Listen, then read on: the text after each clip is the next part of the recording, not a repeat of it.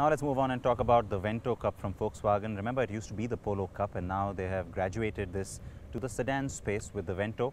So what's different about the Vento that's going to go into race? Ashish Jha has been checking out the car.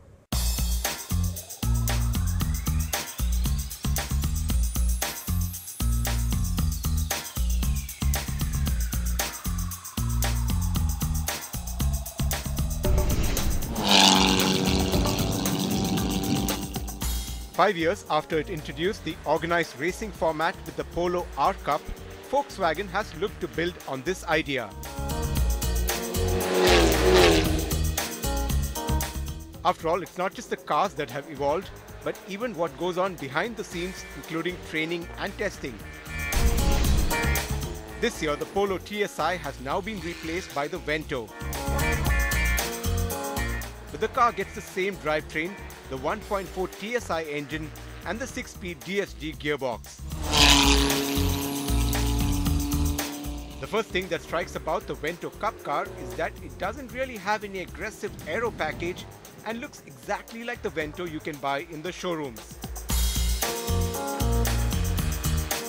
Save for the larger wheels and some vinyl stickers, there's nothing else on the exterior to make it look a go-faster sibling of the regular Vento. The cabin gets performance touches like racing bucket seats, a roll cage and some harnesses. The Vento gets brake units from the Golf R32 and the pads are said to last the entire season. The moment you get out on the track and start gaining pace, you realize that all the talk about the Vento being faster than the Polo actually holds true.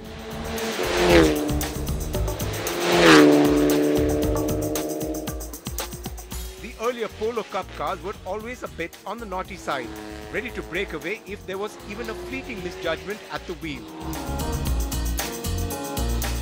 But the Vento is a lot more forgiving and feels rather steady almost all the time. The car feels faster going into corners and the exit speeds are also higher. We found it best to stick the gearbox in manual and change according to need.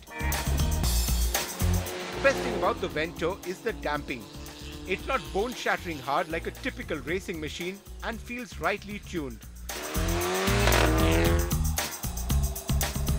When going over the curbs, there's good communication through the steering wheel to offer quick and responsive handling. We just wish the car had better tires and the brake pedal had a bit more feel through it. Overall, this is a great step up for the ground-level motor racing series. The Vento is not scarily fast, but it's ample quick and gives all the right kind of sensations and a great package for entry-level racing. Currently, the series costs 50,000 rupees, and so we do wish it was slightly cheaper to make it accessible to more die-hard racing enthusiasts.